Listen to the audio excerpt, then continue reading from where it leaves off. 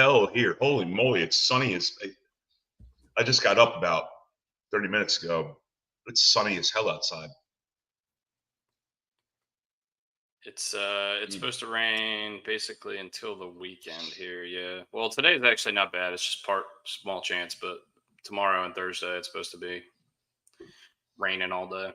Sucks. That's because normally the weather would hit us here and then go to you, and so it's sunny as hell. I'll get out here in Baltimore. Get all that shit out of the way before I come for White Marlin. Yeah. Bro. Or just don't rain.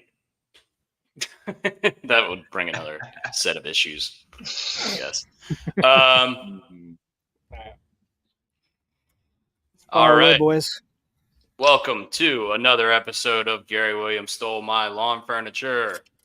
It is July 23rd. We're coming off the heels of the Orioles series against the Texas Rangers, just coming back from the All-Star break. We've got 10 more games before the trade deadline. So these are going to be the deciding factor. These next 10 games, I assume, are going to go well, even if they don't for the Orioles. We kind of have we're kind of right in the middle of things, right in the middle of the mix anyway. So today we're going to be talking about that a little bit, what we saw to the Orioles this weekend, what we're expecting coming up. We're going to talk about the Hall of Fame. 4 guys were enshrined into Cooperstown earlier this week or last week, at the end of last week, and we're going to be talking about them, and we're going to be talking about next year's ballot, who maybe has a chance of getting in. And then we're going to talk about Xander Schauffele, won his second major of the season at the British Open at Royal Troon this weekend, and we're going to recap. We're going to recap that. We're going to do our That's a Shame segment. We're going to talk a little bit of NFL. And we're going to do our snake draft as always. Today's snake draft is best sandwiches. We'll start with the Orioles, 60-39, first in the AL East, up a game and a half on the Yanks. Won our first 2 against the Rangers before dropping the series finale. Brooks, what did you specifically see this weekend from the Orioles? Nice to see the bats come back alive. Yeah, I mean, I think overall everything looked really good. I don't even think Kramer was that terrible. A little disheartening to see Cano still having some struggles. I was kind of hoping getting him, and I'm sure the team was hoping as well, getting him in there. Would be a little confidence booster. But yeah, still really not performing, and I'm not really sure why. I mean, his stuff doesn't look like it's flattening out too terribly much. His velocity's still good. Obviously, location's erratic at times, but even when it's not, it seems like people are hitting the ball hard off of him. So we'll see. That comes down to another conversation the conversation I feel like we have every week. But the overall good theme is we won 2 out of 3 against a decent team. A little scared since we have a below average NL team that we're about to play. That seems to be our kryptonite, or even below average AL teams as well. So hopefully this upcoming series is good. But Corbin Burns doing Corbin Burn things still. Grayson looked pretty good. Definitely not his A stuff, but good enough to get the job done. I just thought the team overall looked pretty solid. I'm gonna I don't want to give Brooks. He really hit the nail on the head here with a lot of his criticisms and praise. Cano is scary, and I think this is pure competence. His stuff is there, like Brooksy said. It's still got movement. It still has tail. It still has sink. But it just seems like the hitter comes into the box knowing that Cano has doubt in his mind. That's what I see. I could be completely wrong, but that's where I am with that one. I know we're going to get, looking at the rundown sheet, every time Tony Taters gets in the box, my pants pop off my body. I don't remember him being hot for this long. Dude, he is on fire. 3 homers, 8 RBIs in the series. Yeah, he's fun. He's so much fun to watch, and it seems like he can do it from both sides of the plate, which is awesome. I know if you look at Adley splits for the season, regarding switch hitters in general. You'll see that he's absolutely dominating left-handed pitching and not quite hitting right-handers as well, which is odd because when he was coming up, the kind of the knock on him was the other way around. Maybe he overcorrected. I don't know what it is, but it seems like Tony Tater doesn't matter. It just seems like lefty righty. It doesn't matter when he's seeing the ball well. He's hitting it. He's swinging it well from both sides, which is really awesome. Well, I'm interested to see if he keeps this going and he stays this hot down the stretch. I'm interested to see what his contract offers are going to look like in the offseason because I think he might get a whole lot more expensive. Because after he struggled in the early part of the season, we were talking about, I don't know, this is the last season we have him under contract, under team control. What do we think is going to go on with Tony? And do we think he can stay this hot, or do you think it's just going to kind of baseball and he's going to cool off? Brian's got something to say. It's funny you bring that up, Dusty, because when he hit the ball, that last home run he had over the fence, that exact thought and your statement went through my head. I mean, he's looking at triple digits at this point. I believe he's looking at triple digits. Now, I don't know his age, but I can see him getting $100 million from a team for 6 years or 5 years. What the hell it is. He reminds me so much of a Nelson Cruz. Yeah. He is 29. Okay. Yeah. He'll be 30 in October. Yeah. Yeah, it's. I mean, let's just be happy with what we have right now. Yeah. Is he going to be a trade bait guy? I don't think we can at this point. I think Cedric's going to end up being a trade bait guy at this point. Unfortunately, who's trading for Cedric? I don't know, but I mean, at this point, we're having trouble getting him in the lineup, and he's not. We had a couple of weeks there where he was starting to figure it out. I know he had a bomb. He had a good game the other night. It's just so hot and cold right now. It was good to add on that as well. It's good to see Chasseur have a bomb and barrel some balls up and play good defense. Yeah, I mean, I've never been a critic of his defense. I still think he's a plus defender.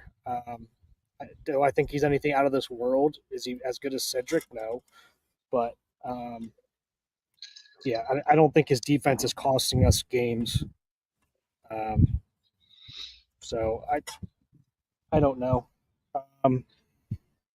But it's so crowded. I mean, Hayes too. I don't know who's going to trade for Hayes, but I'm sure that's the first guys we want to try to get rid of, even though that's not who anybody's going to want. So I've seen a lot of Philly buzz. Philly is getting a lot of production from their infield and not a lot of production from their outfield. With Hayes and Mullins having rough seasons so far, maybe they could try to flip them to Philly, get something back. Philly is notorious for flipping outfielders. I think it was last year, 2 years ago, they traded for Brandon Marsh from the Angels, and he was terrible with the Angels and had like a nice turnaround, and he's been one of the stalwarts in their lineup for the last year, if not more. So I think that they could be a team to look out for. I don't know if they have assets worth giving up or worth going after, but at this point, we're going to be seeing a lot of buzz of players headed all over the place. And, we've said multiple times on this podcast, we're huge fans of Cedric Mullins and Austin Hayes. They got us through the dark times of the late 2010s of Orioles baseball. But at this point, they're they're just not performing. And we'll see if they're going to be stalwarts in our lineup going forward, or if they're going to be on their way out. We're fine. We got just under 10 days, 9 days till the deadline. Yeah, and for those who don't know, we are going to be in Baltimore for basically right when the trade deadline happens. We're going to be in studio with Ryan Ripken's studio for a podcast. And we are going to be a week from today, and planning some kind of a collab with them. Not sure what the details are on that, but we will definitely keep you informed with some kind of a post, or if we do a second show this week. That's kind of all pending. If something happens during this time, I know we're all busy this week, but yeah, something something to keep an eye out for next week. We should have some fun stuff with Ryan's guys next week, and it should be busy. If not, I mean, it should be busy for us, for the Yankees. Christ, even the Red Sox. Who knows? Uh, this is a results-based business when it comes to baseball, and these guys are not producing results. And nostalgia is a beautiful thing, but not when you're chasing a World Series. So Austin Hayes, Cedric Mullins, thank you, but I don't know if it's going to work. And I want to bring up the pitcher that got released, James Paxton. Big Maple. The Big Maple. And I hate Canadians. But damn it, I mean, it just makes too much sense. You tell me if I'm wrong, boys. I mean, shit on me if you want. No, he's 8-2. He has a 4.4 ERA and he hasn't missed a start. I mean, look, is he a guy that's going to pitch for you in October? Maybe not. Is he a guy who can get you to October? Absolutely. And this is what we need on the team right now. He's flexibility out of the bullpen. He started. He's a veteran. I think he's 35 years old, been in the league a long time. I think this is a home run pickup if we can get him. I would assume he's not going to clear waivers, so we'll see. But I don't know. Brooks? Yeah, I think it's a no-brainer too. I can't believe he's that old already. Actually, I remember when he was a rookie. I don't know where we are in the waiver claim process. I don't know how much he's going to cost in the waiver. We are second to last, so right. He'll need to basically get all the way through. Only team that is ahead of behind us is Philly. Yeah. I mean, in terms of like where we're at right now, are we getting close to being up in that? I'm just wondering, like, is he going to fall to us? How many people have passed? Because I mean, this came out? They DFA'd him 2 days ago, I think. Yeah, yesterday or 2 days ago. So we'll see, and we'll see what. I don't know how the waiver trade claim process works. Do they have to are they going to go through everybody and then just accept a deal? Like, what are they looking for? Are they just, I mean, I'm sure they're going to want at least something decent, but they're also not going to want to let go of them for nothing either. So I don't know. I'm not sure how this is going to work, but it does, like you said, it makes too much sense. Mm-hmm. Yeah. Is this something that we could give up Hayes for? Could we give up Hayes in like this waiver claim process? I mean, so in theory, we've seen this before where players get DFA'd or waived, and then before the waiver period starts, they ended up getting traded. So I think technically he's still a Dodger, but it's just one of those things where like they would have to work out a deal before he hits waivers. I don't know exactly how that works. Yeah, I mean, if this is a situation where we could flip somebody and maybe try to give up somebody just to get that extra arm, I think that would be something I'm sure that they've thought about. But I know every team in baseball wants starting pitching and bullpen help. So if we're not the only team, we're not the only team in contention. So if he doesn't land with the Orioles, this is just one of those things you got to think about. Every team is going to want a guy like this, a guy who can eat innings, a guy who can get you to the playoffs. I mean, we also got to think Cleveland's going to want him. Cleveland desperately needs arms. Yeah. As many as they can get. That's the first thing that came to my mind was Cleveland was going to snag this guy because they know what the Orioles have him. Two, they need it desperately. Yeah, they need pitching bad. Yeah, I agree. I'm interested to see what happens there.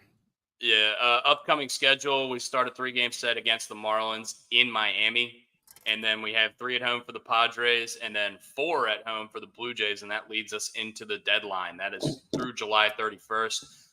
For those 4 at home for the Blue Jays, that Monday game, it's the first game of the series. That'll be a doubleheader, actually. It's 2 Monday games. Tuesday next week is when we'll be in the Ryan Ripken studio, and then Wednesday they'll finish the series at 12:30 a.m. And then 12:30 a.m. start, and then the deadline is that night. I believe it's 6 p.m. So Brian's got something to say. Actually, I have a question for you boys. Brooksy, when are you getting into town? Dusty, when are you getting into town? I'll be there Tuesday morning early. Okay. Yeah, I'll be in. I get in Monday evening late.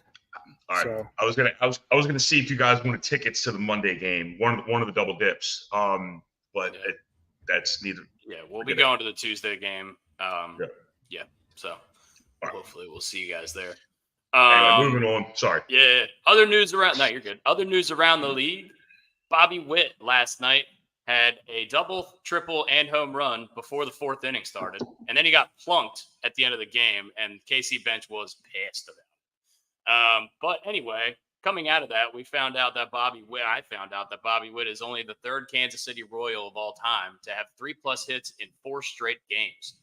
Who are the other 2 Kansas City Royals? This is trivia time. Gotta be Georgie, right? George Brett is one. That was obvious. The other one's a little less obvious. Alex Gordon? Not Alex Gordon. Ooh, took it out of my mouth. Mike Moustakas. Not Mike Moustakas. Hosmer? No, let's think older. Not that old, but older. Oh. You may know this guy for several other teams as opposed to the Royals. Why is he? I think I know who you're talking about.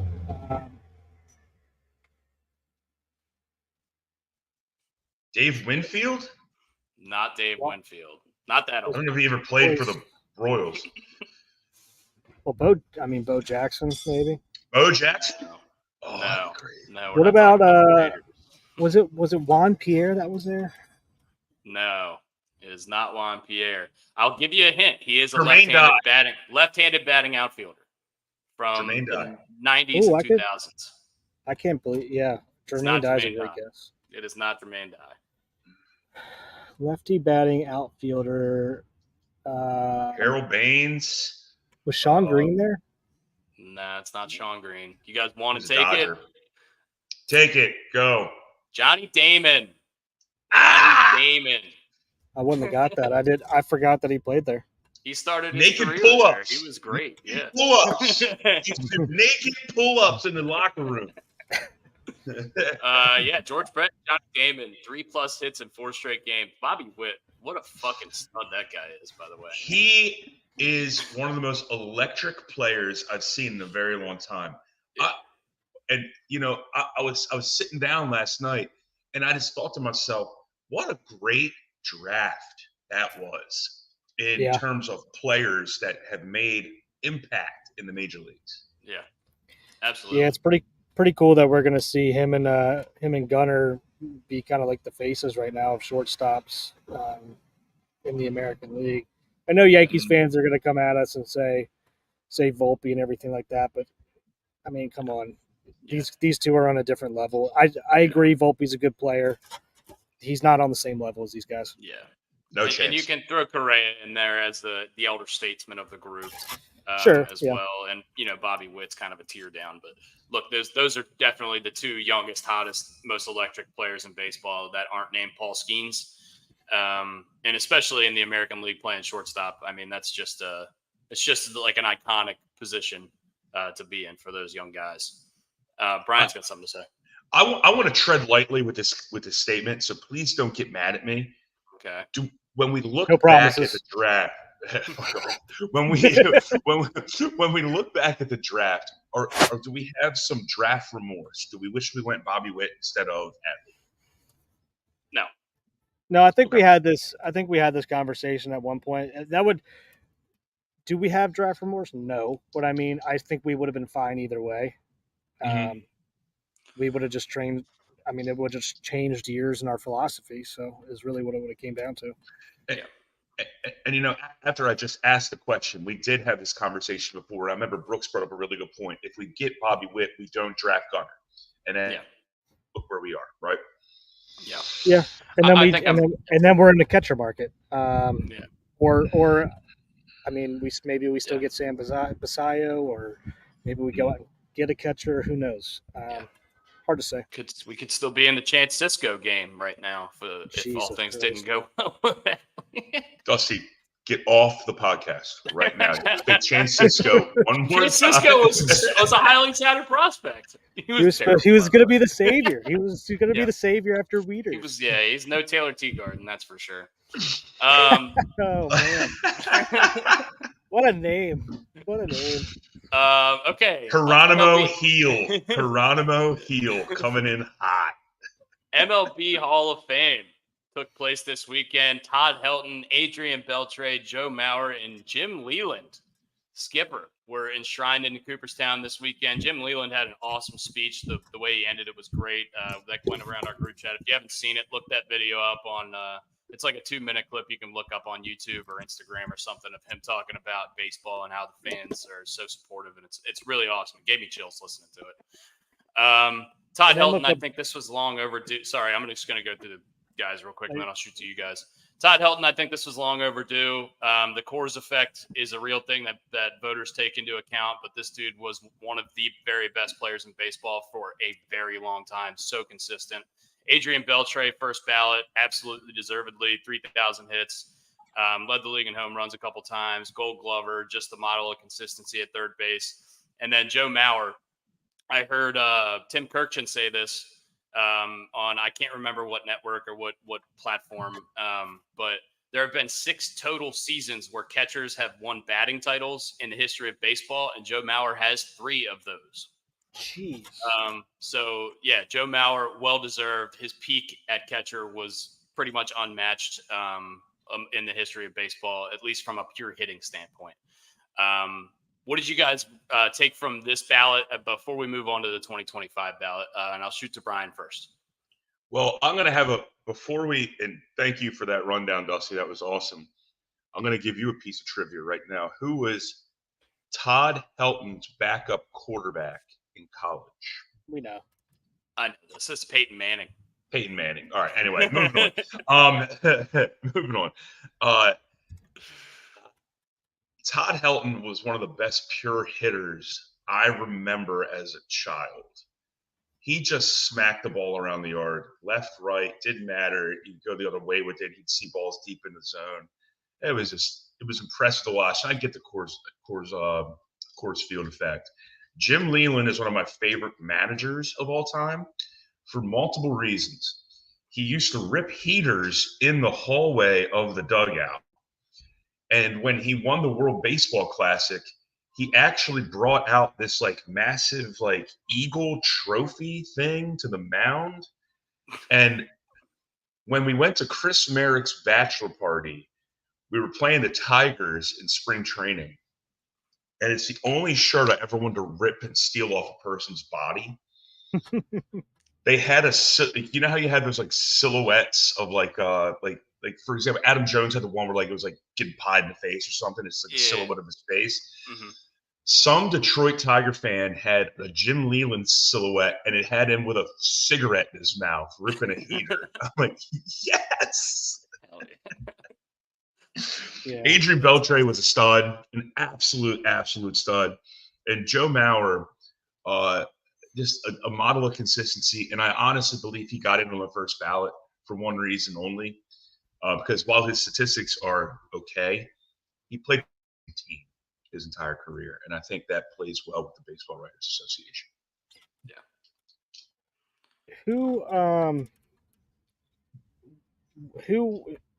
Who was this last for these 4 that got in? Was any of this the last time that they were able to be on the ballot? I think Helton. I don't know if it was Helton's last time. Beltre and Mauer were first ballot, and Jim Leland was the Veterans Committee pick. So Helton might have been getting close, but actually he probably was getting close. I don't know exactly what it was, but I can pull that up. Yeah, I'm a little pissed off about and Dustin sent this. I don't know if he just sent it to me or to our group chat, but Andrew Jones not getting into the Hall of Fame is a travesty. Yeah. And I think he's got one more year left, I believe.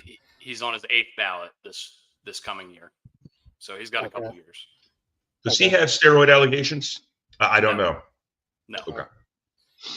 No, I think his whole thing is that he was good for 10 years before he kind of broke down. Yeah. What's Mauer? I mean, Mauer was good for like 8. Yeah. So it's the difference between catcher and center field. The Andrew Jones debate is asinine in my opinion. I love the video I sent to you guys. He's got 400 home runs and 10 Gold Gloves as a center fielder. The only other 2 guys I think that have ever done that were Griffey and Mays. I mean, it's just crazy. Like the peak was crazy. He fell off really hard when he went to the Yankees in like his age 32, 33 season. But the peak was outrageous. He was playing for the best team in baseball throughout the 90s. He was the centerpiece of their lineup. He was the best defensive center fielder in the league, arguably of all time. It just doesn't make sense. You can't tell the story of baseball without Andrew Jones in it. And I just think I think that's what the Hall of Fame should be about. And as we keep talking about 2025, a guy entering his last ballot, his 10th ballot, is Billy Wagner, was 73.8% this year, which means he was 5 votes short of getting in. He is the best left-handed reliever in the history of baseball. And if you don't think so, he's one of the top few. And I just think if you're one of the best ever at the thing that you do, then you should be in the Hall of Fame. And Billy Wagner is absolutely deserving and absolutely is one of the best left-handed relievers in the history of baseball. So those are the top 2 guys. What do you guys think about those 2 in particular before we move down the list a little bit more? That's it. Yeah, and honestly, this becomes a conversation every single time with the baseball writers. Baseball writers and the people who get votes piss me off, and there should be more criticism on it, and everybody should have to put out who they voted for. Do I disagree with everybody who was in there? No, I agree with everybody who got in. I think they all should be in. Mauer did it for, I think Brian said he only did it for 8 years, but I mean, I guess he only did it for 8 years as a catcher, and then he moved to first base. I mean, the guy hit his entire career. Yeah. Beltre hit his entire career.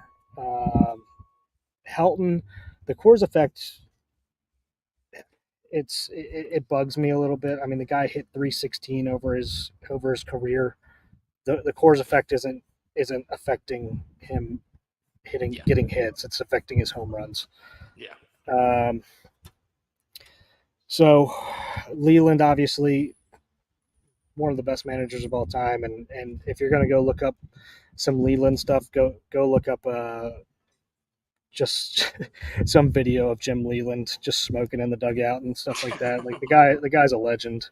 Yeah. I mean, he coached everybody from Barry Bonds to God, who knows, Miguel Cabrera and Justin Verlander.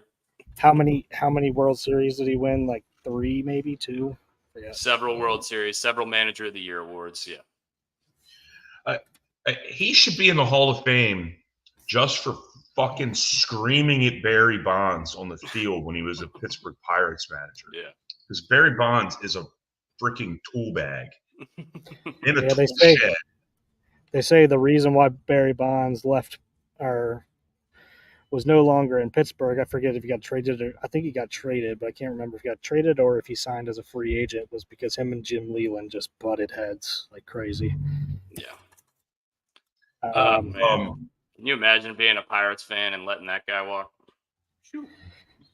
Yeah, I mean they've let quite a few. I mean they're basically the Yankees minor league system. Obviously Barry Bonds isn't there, but there's a lot of other people. I think Billy Wagner gets in next year, no doubt. Hopefully Andrew Jones, because I'm sick of having this conversation every year. The guy deserves to be in the Hall of Fame without a doubt. After that, I don't know who's first year next year. Do we have that, Dustin? First time? Yeah, I have that written down. Ichiro, CC, King, Felix, Pedroia, Kinsler, Zobrist, Granderson, and Tulo. Yeah. Before we move on, our good buddy Alex Stiles, a beer rep for Other Side Brewing, just sent me his comparison to Andrew Jones is Torrey Hunter, and he has some compelling. He has an argument based on some of the stats I'm looking here on Stat Head Baseball, and I think it's a shame that Torrey Hunter is only getting 7% of the vote, Yeah. which is BS. Yeah. I mean, he has almost a 51 WAR over the course of his career. And I know people look into all these sabermetrics now, and Alex, you were right if you're listening. Torrey Hunter should get more than 7% of the vote on his fifth year on the ballot. Yeah, I totally agree with you. That was the name that popped off straight away, popped off the page. Throughout my childhood, he was absolutely the best defensive outfielder in the league. And I specifically remember him robbing Barry Bonds of a home run in the All-Star game and just thinking, wow, that guy's going to be a Hall of Famer someday. Like, those are two Hall of Famers. This is awesome. And the lack of love for Torrey Hunter has been wild. Maybe he wasn't quite as great of a hitter as some of these other guys at their peaks, but he was the absolute peak of defensive outfielders, and he was still a great hitter. If you go back and look at his numbers, played for forever too. He reminded me a lot of. I think he was in the first World Baseball Classic, and I just remember him being like the most American baseball player. Like he really embraced it. Also, he played in a fucking outfield that had a trash bag as a wall. I mean, it's true. It's true. I think. Look, we're looking at third ballot. Carlos Beltran, 57%. I think this is 100% Astro scandal related. I think he's probably in by now. If that thing doesn't happen, I think he'll eventually get in. If you look at his numbers, they're too good. He's got a 70+ WAR in his career. He had 280, 400+ homers, 300+ stolen bases, several Gold Gloves. Played a centerpiece in a lot of really good playoff runs. I remember he went on a crazy run with the Astros in one playoff, specifically. With the Mets, he went crazy. Yeah, he's just he's one of those guys that I think the scandal with the Astros in 2017 with them banging on the trash cans. He was in the dugout for that, and I think he's getting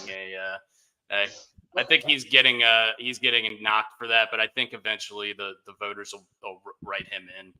After that, we got a couple steroid guys: A-Rod, Manny Ramirez. A-Rod, probably one of the 10 best baseball players of all time if you take steroids out of it. Manny, same thing. If you look at Manny's numbers, just one of the best pure hitters, one of the sweetest swings ever. He probably won't get in because, again, steroids, but, And then Chase Utley's interesting to me. I can't believe Chase Utley got almost 30% on his first ballot. I don't consider Chase Utley a Hall of Famer, but if he gets in eventually, I could see it. What do you guys think about those names that I just went over? So I agree. I agree. To go back on what Brian said, I agree with Torrey Hunter. There's definitely an argument there, and I think he's gonna. There's definitely a good argument there for it. I think he's just he's falling because I think there's just other people at the moment that they're trying to get in. But on the flip side of that, the hypocrisy of the baseball writers just pisses me off in general. Because they're all, for a while there, they were all about, like, we're not letting steroid people in. We're not letting anybody who cheats in. The fact that Carlos Beltran has more votes than A-Rod and Manny and everything like that, because I think a little bit of inside baseball here, I have heard and have on good authority that he was the mastermind behind everything that happened down there. So it's kind of bullshit that he's like, I think that was worse than anything with the steroid stuff, to be honest with you. And that's just my opinion. So yeah, I get a little bent out of shape with how big a hypocrites some of these baseball writers are. I think, and this is maybe a conversation for another day, but this seems like the right time. I think it should be 50-50. There should be a vote amongst the peers of people who are already in the Hall of Fame for who's going to be getting in there. I think that makes a little bit more sense, or at least give them more of a voice in this because it's their Hall of Fame. It's not the Baseball Writers Hall of Fame. They can honestly go to fucking hell for all I care, because they piss me off more than anything else. For people who have never played baseball, they just write with their fucking pen and like to shoot down a lot of stuff that people do. So getting me off on a tangent here, but that's just how I feel. And I think A-Rod should be in. I think obviously Bonds should be in. The fact that Andy Pettit's getting more than K-Rod right now. K-Rod's like 5th all time in saves. Yep. Billy Wagner better get in next year, or else there's going to be a full-blown meltdown by me, probably. So Manny's another case. If you test positive for steroids 3 times and basically get banned from baseball, you're a fucking idiot. You need to just. Yeah. I mean, if you get caught once, twice, fine. Don't do it again. I mean, what do you expect? You know what you're doing. So yeah. Well, he wasn't taking steroids. He was taking fertility drugs because he was pregnant. No. The fertility drugs, what they do is they're supposed to hide the positive test. Brooks, I know. I'm not a doctor. Okay. I'm just saying that's for anybody who doesn't know, that he did get popped for that, and that's why that does show up as a positive test, is because it's used to cover up what he's actually doing. Yeah. Brian, anything to add about the Hall of Fame stuff? Before we move on from it, the baseball writers, you can tell some of these.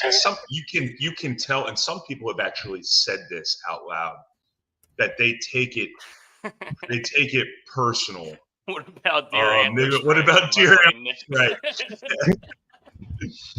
All right. Well, Ray Lewis should be in the Hall of Fame then. He was spraying deer antler spray to get back on the field for fucking the Super Bowl. Nick, you the man.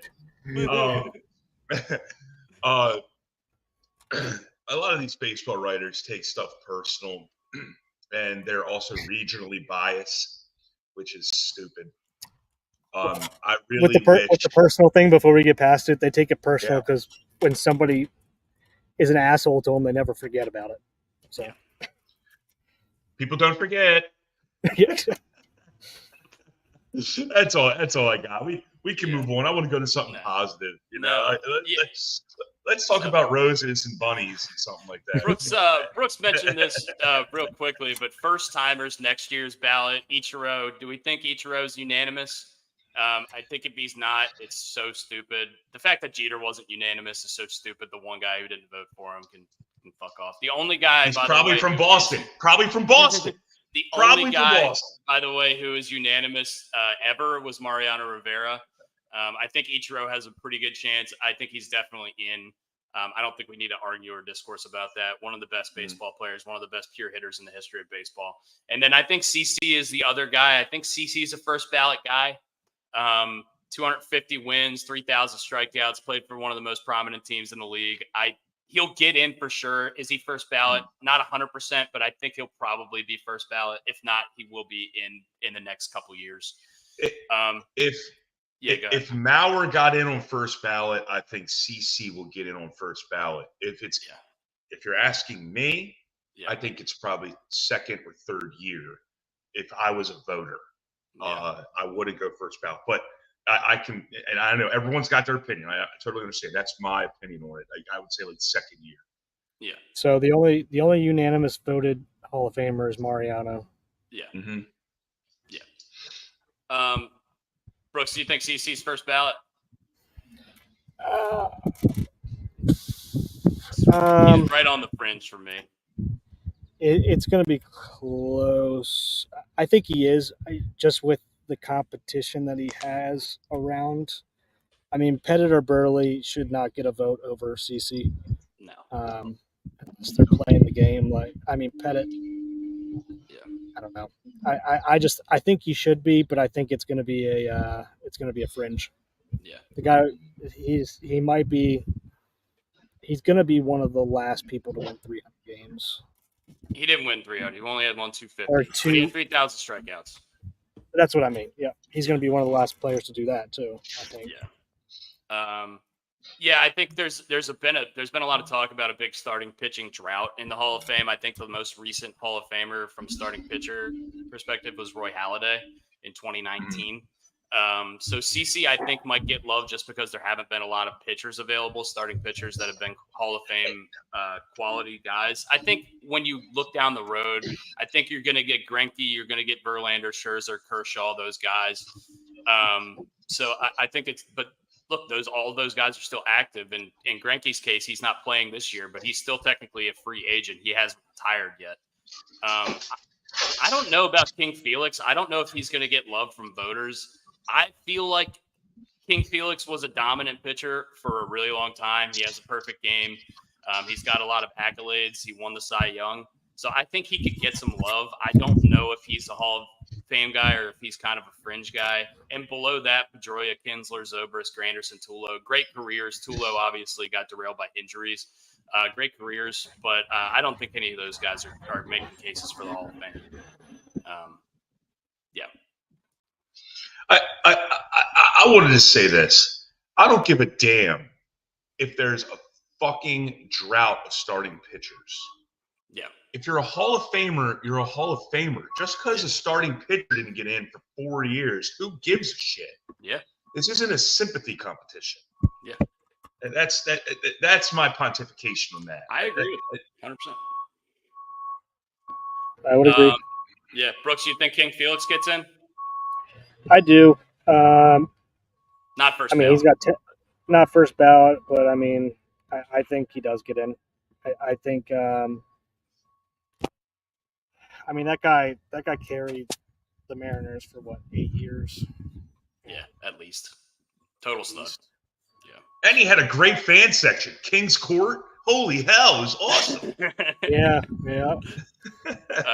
Yeah, he played see, 15 years, 3.42 ERA. His WAR was 49.7. They're going to give him some shit because he only had 169 wins, but we got to remember the guy played for the Mariners for most of his career. 2,700 innings pitched, 2,500 strikeouts. So, 6-time All-Star, 2-time ERA title, and a Cy Young winner in a perfect game. I think he gets in. Yeah.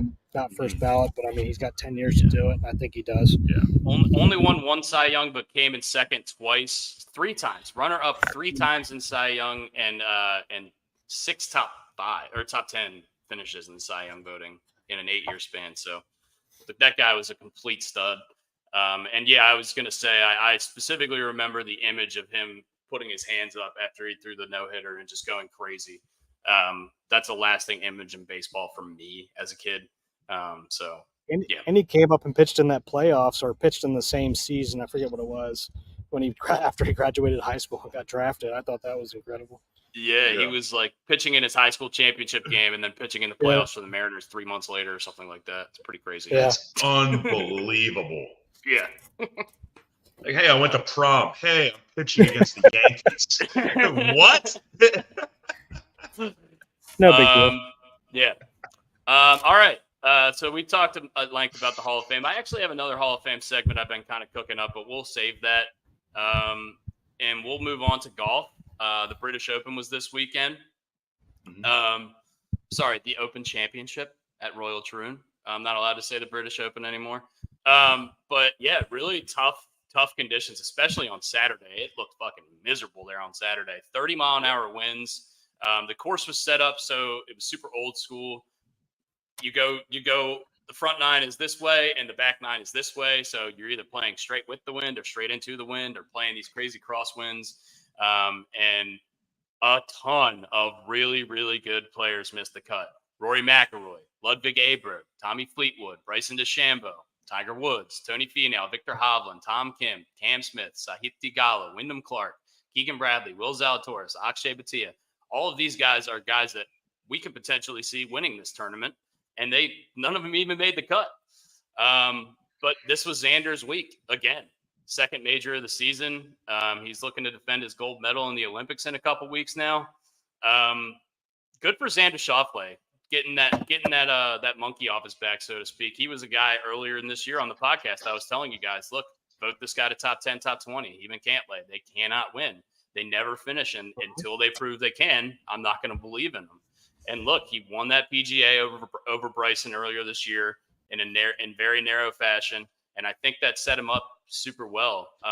What did you guys see from this golf tournament, the golf course, Xander in particular? Do you guys have any thoughts? Brian, we'll go with you first. Yeah, I thought the course itself held up well. I was stunned to see some of the scores. I really thought 3 under was going to win this tournament. And sometimes it's even plus numbers that win this tournament, given the weather conditions. That's all weather-based. Good for Xander. Shane Lowry really, soiled himself the last Saturday.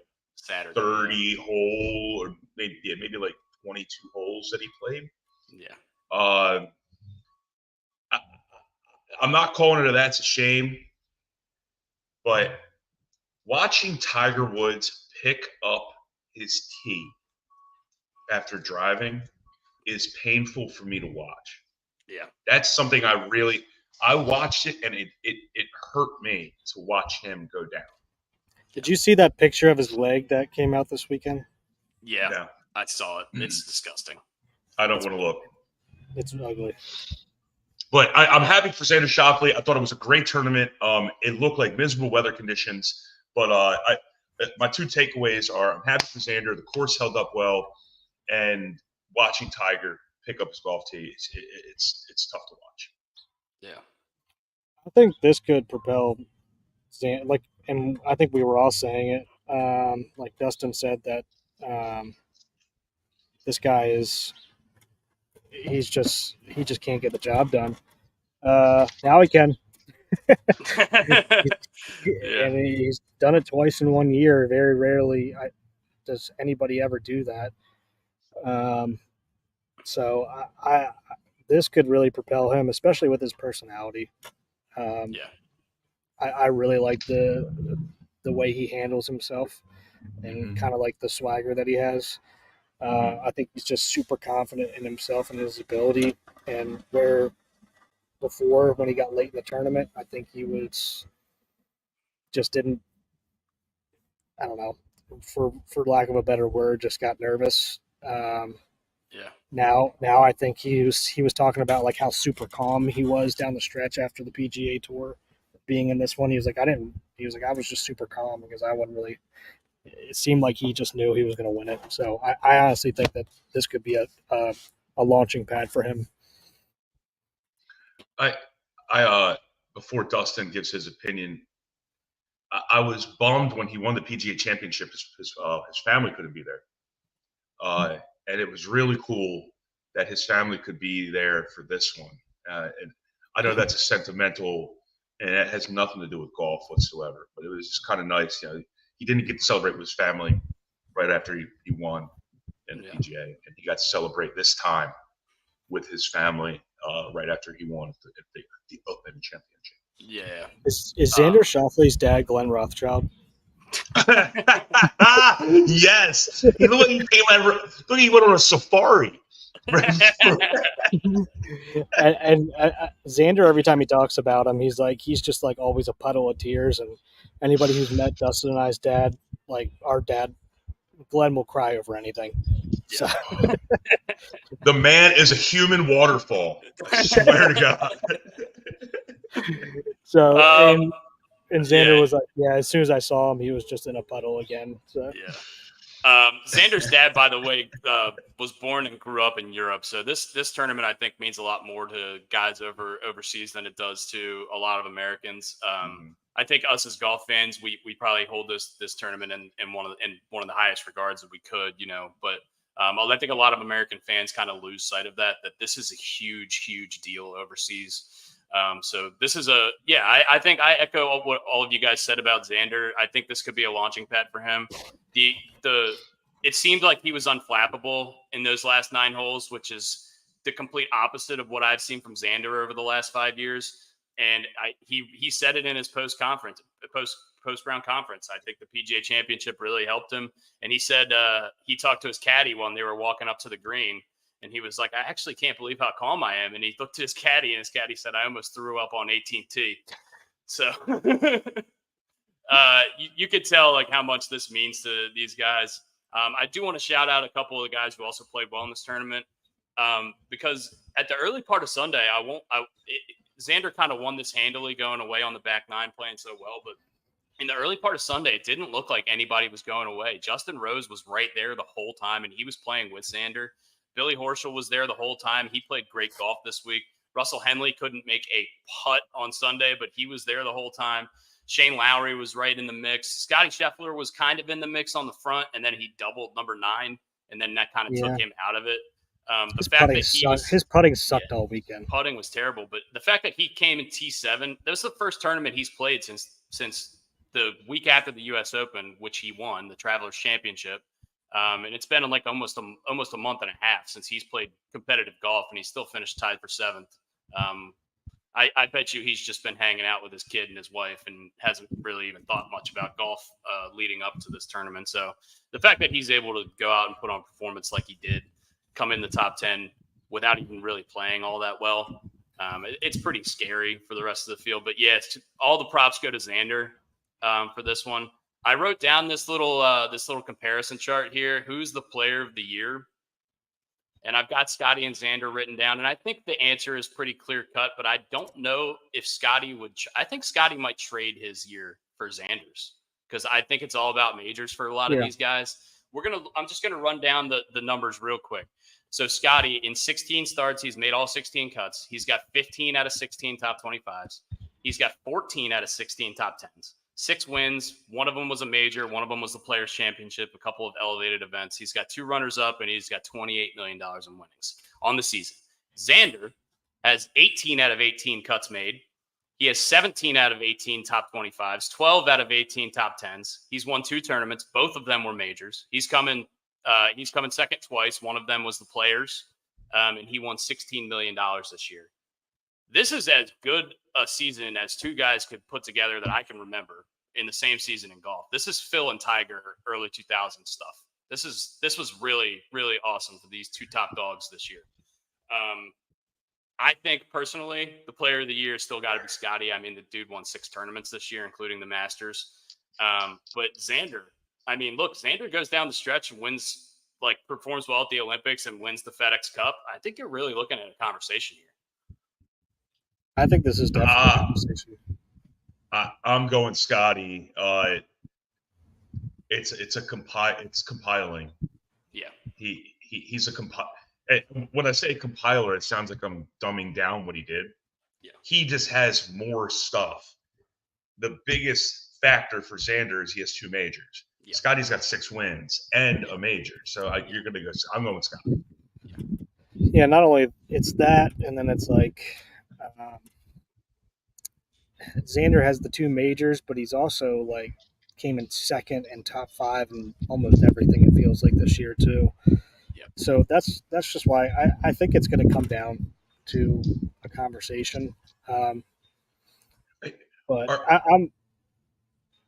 are they both playing in the Olympics? Yes. Mm-hmm. Yep. Maybe I hate to say it's a tiebreaker. What if one plays better in the Olympics? Xander's the defending gold medalist. Yeah. I don't know. I think the FedEx Cup will have more weight because it's not technically the Olympics is not a PGA event. By the way, the U.S. team is Xander, Colin Morikawa, Scotty Scheffler, and Wyndham Clark. Those are the 4 guys representing the United States. And Tom Kim. No. Tom Kim's not there. Yes, he is. It's only 4 guys. I don't think he is. I could be wrong. Anyway, what were you about to say? The other thing I was going to say is that pretty cool this year. That's rarely happens that every major was won by an American this year. Yeah, that was cool. Last 6 majors won by Americans. So I don't know what Zach Johnson was doing last year at the Ryder Cup, but obviously not the right things.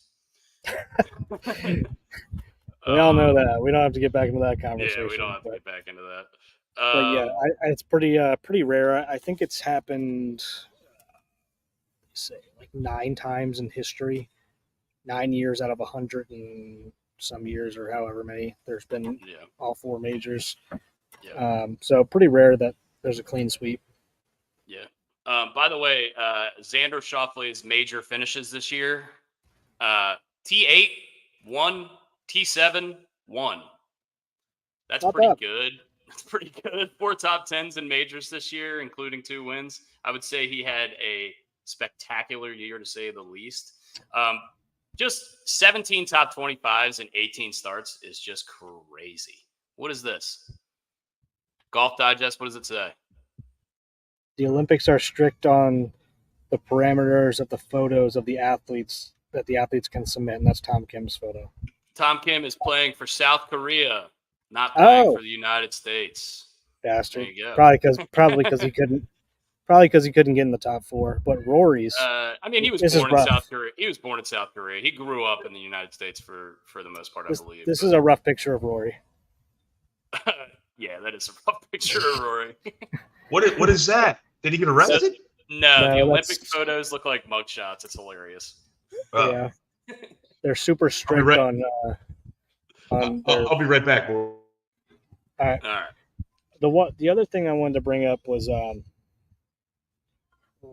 I lost my train of thought. Shit. Oh, with the golfer of the year, is that a PGA? Is that a PGA vote, or is it PGA golfer of the year? So I think it's different. I think it's just like, or is it just golf in general? I think it's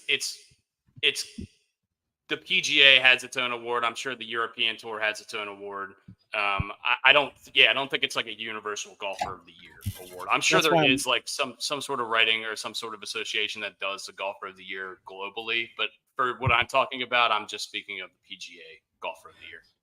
That's why I'm wondering if the Olympics is actually going to play or should play a factor in voting on this. Yeah, I'm sure it will. Everyone's gonna be watching it, so I mean, inherently it's going to. But yeah, 100%. Is it supposed to? I don't know. We got Nick vote with Wyndham. I kind of agree with Nick here, and I'm not a huge Wyndham Clark fan in general. So take that. I'm a little biased probably, but I don't know. Who else are we putting in? Bryson, maybe? Yeah, I think it's Bryson. So the reason they did this, it's the top 10 or the top 4 guys in the official world golf rankings, I believe, is the way they did this. Wyndham Clark coming in at 5th and Colin Morikawa coming in at 6th. Behind them is Victor Hovland, who's from Norway. But the two closest Americans after that would be Cantlay, who had a terrible year, and Bryson.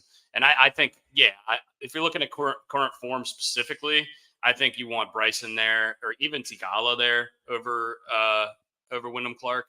But look, it's just Homa too. Homa plays well in these international events. But he's kind of had a rough year he's too. Not having a great year either. But I think I like Bryson over Wyndham if all things were a perfect world. But look, it goes by the golf rankings, and Wyndham Clark has quietly had he had a really good start to the season. Been kind of rough, having kind of a rough end to his season, but quietly kind of sneaking into top 20s and top 25s with good rounds on Sunday. He's basically been rough. He's been rough since he opened his mouth about the live players playing 36 holes, or 54 holes. Yeah. So maybe you should keep your mouth shut next time. Wyndham Clark's a bitch, and if a fight breaks out in the Olympics, I want Bryson there because he's got fucking pipes. He's got fucking snakes. Well, he's slimmed down a little bit, dude. He's not as big as he used to be, but yeah, he's still jacked. He's still jacked. That dude's got frozen turkeys on the end of his fucking arms. I want that guy to fight. All right. Let's do a little NFL talk. We haven't talked about the NFL in forever. So let's just talk a little bit about it. A couple of things this week. I want to note that Jordan Love is not going to training camp. He is holding out for a new contract. He was drafted in 2020. So this makes it his 5th year. So he's playing on the last year of his rookie deal. Apparently he's not practicing. I don't know. There's ESPN wouldn't stop talking about it all day yesterday. So this is just basically a question for the group. He started his only full season at quarterback last year. It was his first season in his 4th year in the NFL because obviously he was sitting behind Aaron Rodgers. What do we think this contract looks like? Do we think Jordan Love is – we obviously don't think Jordan Love's looking for a Lamar or Joe Burrow kind of contract, but do you think he's this going to end up looking kind of like the Baker Mayfield deal, like 3 for $100 kind of thing, or is it going to be like a 1-year deal kind of thing? What do we think that Jordan Love is expecting? What do we think that the Packers are pushing back on? I have 2 things on this. One, I think it's going to be more of a Baker Mayfield style deal, probably a little bit more money than what Baker took. And by the way, I appreciate Baker for taking a mid-tier deal because everybody doesn't need to be the next highest paid quarterback. 2, Jordan Love has been a constant professional through everything he has gone through from the day he was drafted, dealing with the Aaron Rodgers, lack of a better term, saga. He's conducted himself very well. He has every right to do exactly what he is doing, and I do not fault him for it one damn bit. And to bring up, I was listening to something on this yesterday. He's holding in basically, but he's at training camp and he's not doing the whole weird thing where they just go off and do their thing. Apparently, he's been right beside LaFleur walking out the practice. Like, he's there. I don't know how much he's doing. Like, I'm sure he's probably doing pretty much everything except for team stuff. So apparently everything seems good. And Gutekunst came out and said like they're pretty close. To echo what Pat McAfee said, I don't believe any of that shit until there's ink on the paper, especially when it's coming from a GM. But I think it sounds like it's pretty realistic and it's going to get done here. I think it becomes an issue. And you know what? He might even be practicing. I don't know. But I know he's there and he's at practice and he's getting along with everybody and still there.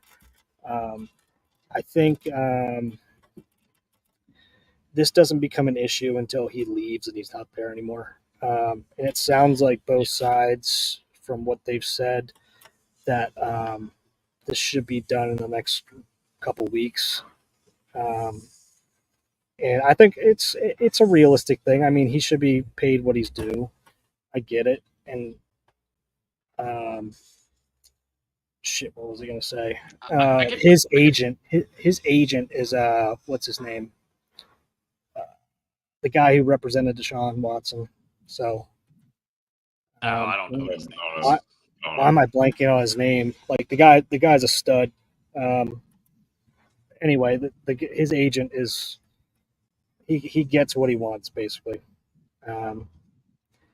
So I think it's going to be a realistic. I do think it's going to be a realistic deal. So or it's going to be something where they need to get players around him still. They just let go of Aaron Jones. Yeah, but they got Josh Jacobs. Oh yeah, that's right. I forgot about that. I think we're looking at a Baker Mayfield-ish kind of deal here. I think it's going to be a shorter term. It's not going to be a full 5-year. I don't think it's going to be $50 million a year. I think I see the argument for both sides though. Like, I understand why Jordan Love thinks if he wants to be paid like those guys, I can understand his argument, but I can also understand the Packers pushing back like, hey, you've only played one season. So I think it'll land somewhere in the middle, somewhere around the Baker Mayfield number. Maybe a little bit higher, maybe 1 more year, or maybe it's just a short prove it deal, like a 1-year kind of $50 million thing. And they're just like, hey, go prove it. We'll give you the max for 1 year. And then whatever. I don't know if he'll accept that. We'll see. David Mulligeta. Yeah. Is that the agent's the agent's name? Yeah. Okay. It's baseball season. I don't give a fuck about the damn NFL. The Orioles are in first place. Let's go. It is true. We don't have to talk about the 18th game schedule. That's coming. We don't really need to talk about it. It's going to happen eventually. So yeah, and we're going to play a game on fucking Mars. Like who knows? Like, okay, great. That's a shame this week is Alex Verdugo. Again. You stink, dude. He's going to be that's a shame until he starts hitting. In his last 120 at-bats in 30 games, he is hitting 167. He has got 20 hits in his last 30 games total. He has got 2 hits in his last 7 games, 2 for 27, hitting .074 since the All-Star break. Still should be a chalk outline in the left field of Camden Yards. You stink at baseball, and I hate your face, Alex Verdugo. You're my that's a shame. Brooksy, go ahead. My that's a shame this week is F1 Racing. Fake Racing 1. I don't know if anybody else saw this with whoever the guy Lando is like the team lead. They basically guilt tripped him into giving up the lead to his partner or whatever like that. I mean, isn't the whole point of racing is to win the fucking race? It just doesn't look. It's a bad. First of all, F1 racing is a joke in general, in my opinion, because they're sitting there, nobody passes anybody, nothing ever fucking happens. It's just not real racing to me, especially when shit like this happens. When it's like, oh, let's give it back to him because the pit crew made a decision that fucked over his teammate and the guy Lando. They were going through the transcript on McAfee show yesterday, and they just guilt tripped him into it. And Lando was like, he ended up giving it up to him, giving up the lead to him to let him win. Like, we're letting people fucking win now. This is dumb. So it's just F1 is my that's a shame. It's just not real racing to me. That sounds like Ricky Bobby and whoever John C. Reilly's character is in Talladega Nights. Oh yeah. what's Slingshot. John C. Reilly? Yeah, Slingshot and Game. Slingshot. I think it was like Carl Lawton Jr. or something like that. Yeah, something like that. Yeah. That's a shame, Brooksy. That's bullshit. Fuck that. I will send the transcript to you guys after this of what happened, but it basically makes you feel like the whole like how are you supposed to bet on the sport, right? Like It's not a sport if you can't bet on it, and they're just giving up a league because sorry we pitted you early, so now you have the lead, but let's give the other guy the lead back because he was winning before. Wow, stupid! It's so dumb. That's not a sport in my opinion. That spits in the face of competition. Yeah, I think you worded that perfectly. That's very well said. My that's a shame is Willie Anderson. You cannot blame that you're not getting into the fucking Pro Football Hall of Fame because of Sandra Bullock in the movie The Blind Side. Willie Flipper Anderson, is this who you're talking about? Willie, the right tackle Anderson. Great not play. Willie Flipper Anderson. Okay. And not Stephen Willie Beeman, all right?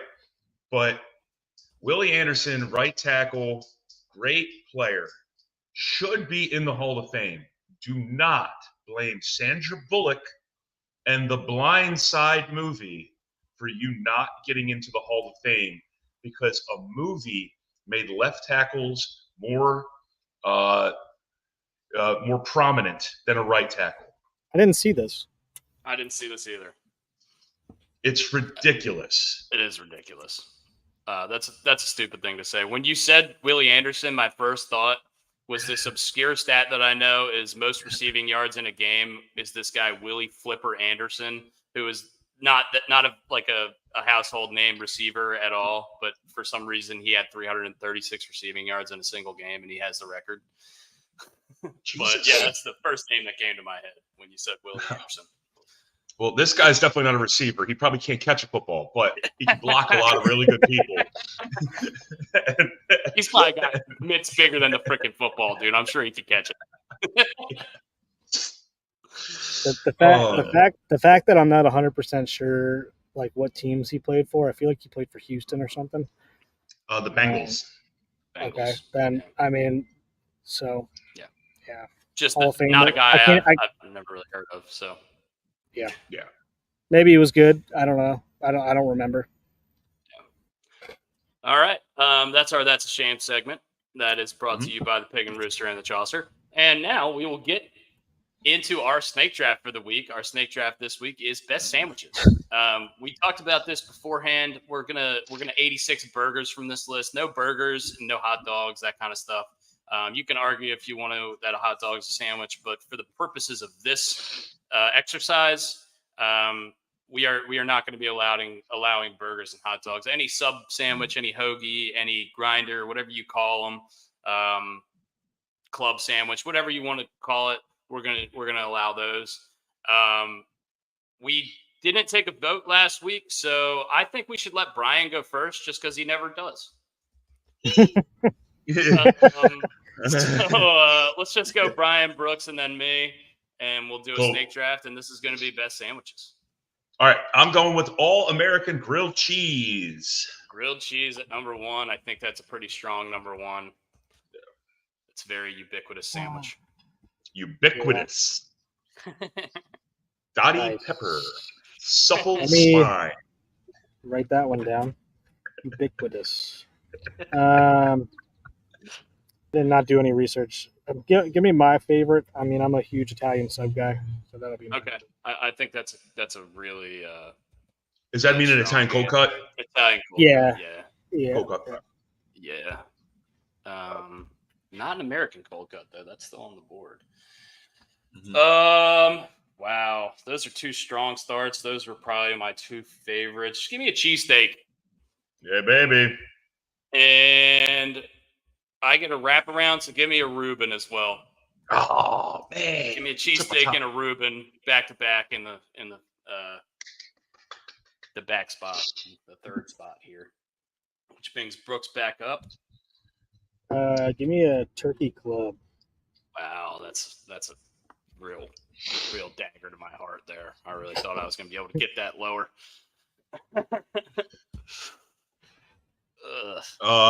I'm going with the peanut butter and jelly.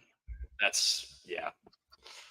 gotta say this. I'm on a huge peanut butter and jelly kick right now, to the point where it's becoming a problem. I'm wearing elastic pants. Becoming a problem. I think it's going to catch up to me here in a couple of days. I'm eating a absurd amount of peanut butter and jelly sandwiches at the moment. Now, here we go, boys. Crunchy or creamy peanut butter? Oh, creamy, dude. Crunchy's for psychos. Creamy. I'm a psycho. I'm a crunchy guy. I am a crunchy guy. Brian, you get another pick because it's a wraparound round. Yeah, man. I am going to go with the crab cake sandwich. Damn, that's another real strong one. Yeah. Crab cake sandwich. Do you prefer fried or broiled? Broiled. I agree. I agree. I got bastardized with fried crab cakes as a kid. My grandmother used to fry them all the time, and I don't like it anymore. Yeah. My favorite crab cakes growing up were from a place called Arundel Seafood, and they fry their crab cakes there, and those crab cakes are amazing. But down here, especially in Ocean City, the best crab cakes down here are broiled. Woody's in Dewey Beach, shout out to them. If anybody hasn't been there, go there. Their crab cakes are outrageous. Brooks, you get a sandwich selection here. Yeah. Just give me a spicy chicken sandwich. Spicy chicken sandwich. All right. Is that like a Chick-fil-A one? Yeah, whatever you want it to be. I mean, I didn't know not a buffalo chicken sandwich, but a spicy chicken sandwich. I mean, yeah, we all know what a spicy chicken sandwich is. I think that's off the board though. That's a good one.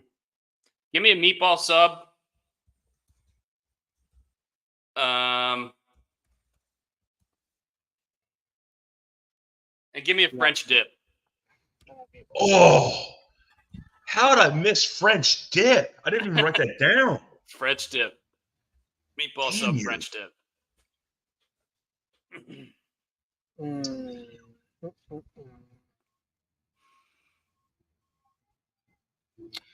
Shit. Sorry,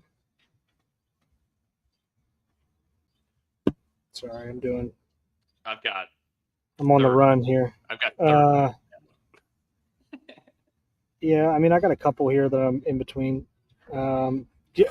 Just go ahead and give me a po' boy. All right. You want shrimp on that po' boy? Yeah, what kind of po' boy we doing here? We doing oyster? We doing shrimp? Give me shrimp. Shrimp po' boy. That's a strong sandwich. Mm-hmm. All right, Brian, finish off your draft, brother. I'm going lobster roll. Yeah. Ooh. That's the other one I was in between. Mm-hmm. And then I'm sorry, boys, chicky parm. Woo! Yeah. Chicken parm. That's a sandwich. So could I have gone with like an ice cream sandwich? Dude, Yeah, you why still not, can. dude? You still can. You have Go get a chip. Go get a chipwich, motherfucker. Let's go. To be honest with you, man, I didn't even think about it. Ice cream sandwich is a great answer. Thinking outside the box here. Yeah, give me the shit. Oh no, where'd it go? Sandwich. I want to go get one right now. Ice cream sandwich. Give me that cookie dough chipwich. Yeah, dude. Great Cookie ice cream sandwich. Good call, man. Great call. Completely forgot about sweet sandwiches. That's why we're friends. No love for the fluffer nutter. I have a lot of things chocolate written chip down. guy. I have a lot of things written down, but I eat about 1 million of these a summer. I'm gonna go with a BLT. I'm just gonna take classic. Big fan of tomatoes. Big fan of bacon. Lettuce is lettuce. But roughage. All right. Honorable mentions. I'll go first. Actually, you guys go first, and I'll pick up the scraps because I got so many written down.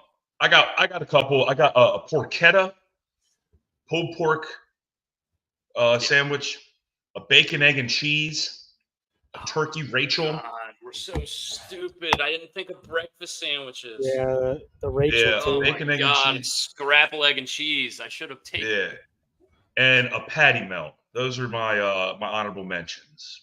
Okay. I had. Go ahead, Dustin. I lost my honorable mention. You're good. A Rachel. It's a good sandwich. Any kind of chicken bacon ranch. I have hot Italian beef, which is a Chicago indie kind of favorite. Brooks knows all about that. Pit ham, pit turkey, pit beef. Nobody took chaps, by the way. Cuban sandwich I had written down. I also have all the salads. We're gonna get fried for that. Shrimp salad, chicken salad, egg salad sandwiches. I had so much stuff written down. We're gonna get fried. I am so disappointed that we did not pull up chaps pit beef. Are you fucking pissing me? I mean, just pit beef in general. I mean, I took BLT over pit beef, so I had that written. I would rub tiger sauce on my body naked and just do this podcast. Yeah, Cuban, Nick. I said Cubano. Yeah, I think that's a really good sandwich. That was on my honorable mentions. One of my favorite summer sandwiches that people, not even summer sandwiches, but those that I just devour them by like the tens at a time. Those little Hawaiian rolls with ham and cheese and that sauce on top of it and the poppy seeds. Yeah. Oh my! Like I can eat 10 of those at a time. Yeah. And they never fill me up for whatever reason. Like I can go back 30 minutes later and eat 10. Yeah, those things are good. This kind of explains your waistline, Brooks. I think we're getting around to that. I'm a big sandwich guy. You should take those King's Hawaiian rolls, put some peanut butter and jelly in there, and then French toastify them.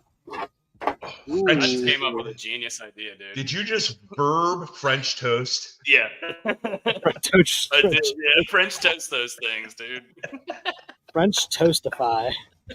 By the way, nobody took McGriddles, which I'm really happy about. I'm not a McGriddle guy.